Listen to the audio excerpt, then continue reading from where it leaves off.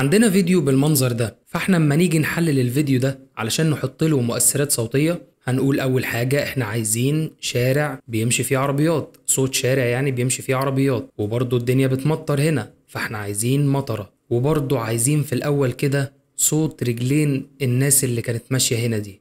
بنبحث في اي موقع يوتيوب اي حاجة احنا عايزينها عن اول حاجة صوت شارع بالمنظر ده، وبنحطه تحت الفيديو بالشكل ده. تعالوا كده نشوف.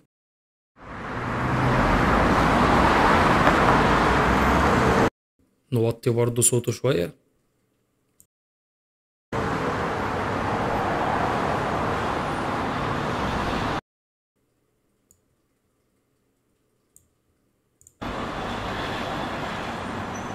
تعالوا نحط صوت المطر، بس احنا عايزين مطر خفيف لان المطر اللي هنا خفيف، فاحنا بحثنا عن رين لايت.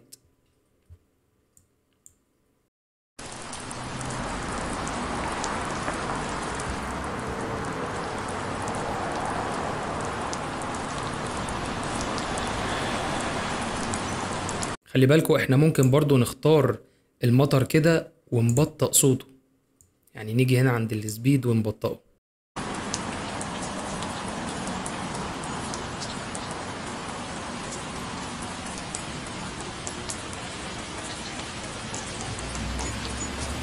تعالوا نجيب أصوات الرجلين في الأول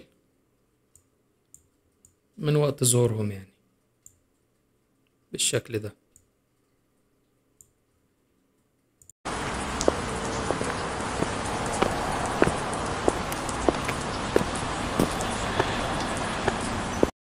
نعمل تدرج كده عشان وهما بيبعدوا الصوت برضو يوطى شوية.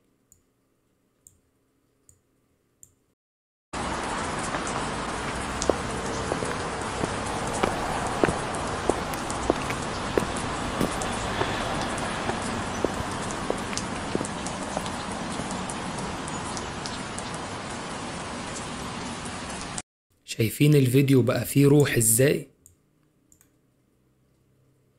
يعني لو عملنا كده ولغينا الصوت خالص الفيديو كده مفيش فيه اي روح. بص المؤثرات الصوتية،